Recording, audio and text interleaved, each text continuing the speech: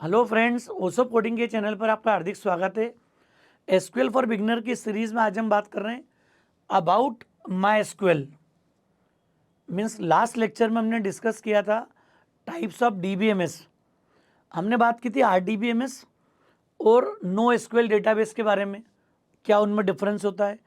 और जब हम आरडीबीएमएस में शुरुआत करेंगे इस प्लेलिस्ट में, इस एसक्यूएल की सीरीज़ में हम बात करेंगे माई एसक्यूएल डेटाबेस की। अब माइस्क्वेल को लेके थोड़ा सा क्लैरिटी हो जाए कि है क्या।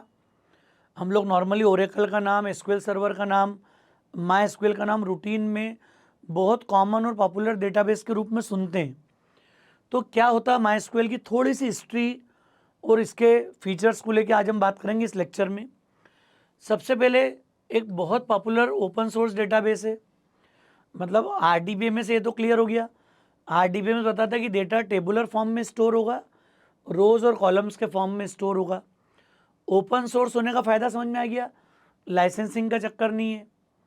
अगर आप कोई अच्छा कमर्शियल एप्लीकेशन बनाना चाह रहे हो और आप चाहते हो कि डेटाबेस की कॉस्ट आपको बेयर नहीं करना हो, तो फिर हम ओपन सोर्स में माई को यूज़ कर पाएंगे। क्लियर। ये सबसे पहले डेवलप हुआ था माई एबी कंपनी के द्वारा, जो कि एक स्वीडिश कंपनी थी, स्वीडन की कंपनी थी। 3 सॉफ्टवेयर डेवलपर ने इसको डेवलप किया था, के नाम मैंने मेंशन नहीं किए हैं। क्लियर। सबसे पहले इसको माई एबी नाम की कंपनी ने डेवलप किया था। कई लोग ऐसा बताते हैं कि ओरेकल का प्रोडक्ट है, तो ओरेकल का अब प्रोडक्ट है। आज इसकी लीगल ऑनरशिप ओरेकल की है, पर सबसे पहली बार ये माई एबी ने इसको डेवलप किया था। स्वीडिश कंपनी थी। डेवलपमेंट जब स्टार्ट हुआ था वो 1994 में हुआ था और फर्स्ट वर्जन 95 में रिलीज़ हुआ था इसका। मतलब आज करीब करीब 30 ईयर्स का इसका एक्सपीरियंस हो गया। ऐसा नहीं कि आजकल का कोई डेटाबेस है, कम से कम 30 ईयर्स की जर्नी हो गई माई की अब तक। ये इनिशियली क्रिएट किया था लाइट वेट और fast alternative of existing database system. मतलब उस समय मार्केट में जो पॉपुलरिटी थी, जो ओरेकल का जो मार्केट था, क्लियर, जो एसक्यूएल सर्वर का जो मार्केट था, उसको चैलेंज देने के लिए light weight open source concept में था, क्योंकि सबको लाइसेंसिंग थी उसके पहले। अरे पर्सनल डेटाबेस जरूर आता था साथ में, लेकिन कमर्शियल एप्लीकेशन के लिए तो लाइसेंस जरूरी था। तो माई का जो रिवोल्यूशनरी स्टेप थी वो थी कि ओपन सोर्स है और लाइट वेट एप्लीकेशन के रूप में, प्रोडक्ट के रूप में मार्केट में ये अपनी पोजीशन बनाए। सफल भी हुआ। कई सारे अपडेशंस के बाद माई ने अपना उतना बड़ा मार्केट शेयर बनाया उन चीज़ों को लेकर। 2008 में सन माइक्रो सिस्टम ने इसको एक्वायर कर लिया था। मतलब इस कंपनी को सबसे पहले एक्वायर करा किसने? सन माइक्रो सिस्टम ने, जो इसका जावा प्रोडक्ट था। तो जावा के साथ इंटीग्रेशन में माई खूब यूज़ हुआ। क्लियर। हालांकि इसके साथ लाइसेंसिंग के इश्यूज जब भी आए, चैलेंजेस, लेकिन सन माइक्रो सिस्टम ने कंटिन्यू रखा ओपन सोर्स के डेवलपमेंट को, उसकी प्रोसेस को, और जो भी उसकी एक मतलब जो बिजनेस मॉडल था माई का, वो पूरा मैनेज रहा सेम। तो 2008 में ये सन माइक्रो सिस्टम ने टेक ओवर किया।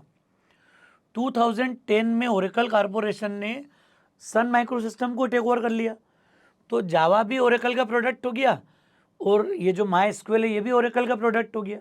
मतलब आज के समय में माई भी ओरेकल कारपोरेशन का प्रोडक्ट है, और ओरेकल तो है ही ओरेकल कारपोरेशन का।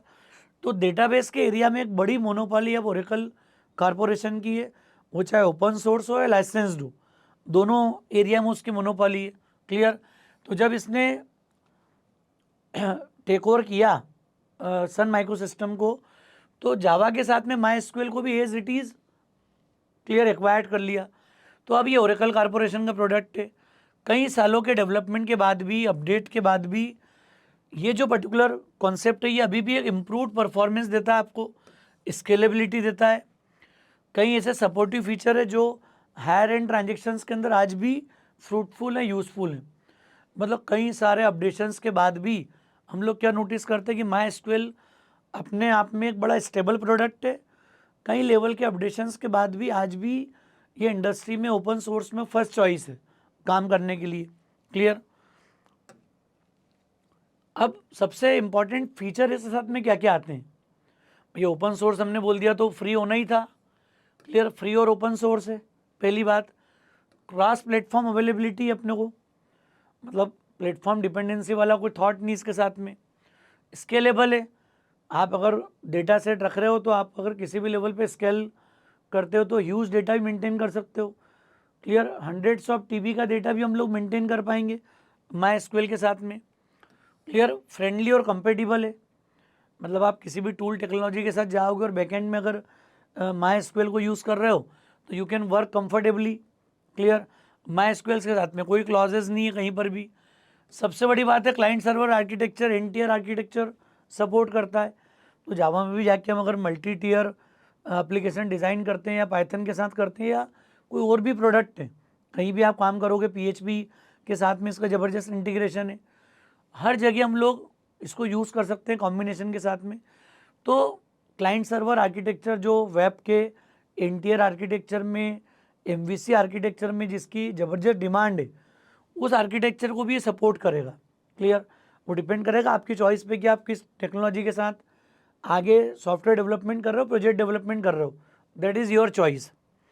क्लियर, सिक्योर है, फ्लेक्सिबल है। तो ये MySQL का एक बेसिक इंट्रोडक्शन है।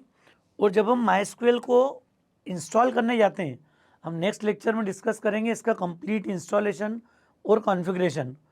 तो दोस्तों MySQL को जब हम इंस्टॉल करेंगे तो हमारे पास चॉइस होगी कि हम कमांड लाइन क्लाइंट के साथ भी MySQL को यूज़ कर पाएंगे।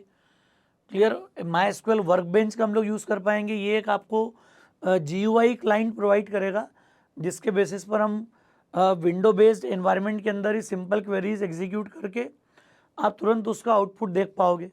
तो कमांड प्रॉम्प्ट पे भी ये काम कर पाएंगे हम, वर्कबेंच के साथ भी इसको यूज़ कर पाएंगे। MySQL शेल भी हमको इंस्टॉल करने का ऑप्शन वो देगा। तो दोस्तों ये सब चीज़ें हम लोग आगे जो नेक्स्ट लेक्चर है वहाँ पर पहले इंस्टॉलेशन करेंगे और फॉर्मली हमारी शुरुआत हो जाएगी MySQL को प्रैक्टिकली कैसे हमें एग्जीक्यूट करना है। और ख़ासकर जब हम SQL के कमांड एग्जीक्यूट करेंगे तो ये एनवायरनमेंट हमको सपोर्ट करेगा। हम कोशिश करेंगे कि मिक्स मोड में काम कर पाएँ। कभी हमें नीड लगेगी तो हम कमांड लाइन पर जाके कोड लिखेंगे, SQL जो क्वेरीज है उनको लिखेंगे। जब हमें नीड होगी हम वर्कबेंच के अंदर लिखेंगे। मतलब इसी सीरीज़ में हम वर्कबेंच के साथ भी ट्यून्ड हो जाएंगे और कमांड लाइन के साथ भी हम कोड को एग्जीक्यूट कर पाएंगे, SQL को एग्जीक्यूट कर पाएंगे। तो दोस्तों मुझे उम्मीद है लेक्चर आपको समझ में आ गया होगा। लेक्चर ठीक लगा हो तो फ्रेंड्स को ज़रूर शेयर कीजिएगा। ओसोप कोडिंग को अगर आपने सब्सक्राइब नहीं किया तो मेरा रिक्वेस्ट है चैनल को सब्सक्राइब जरूर करें। Thanks a lot.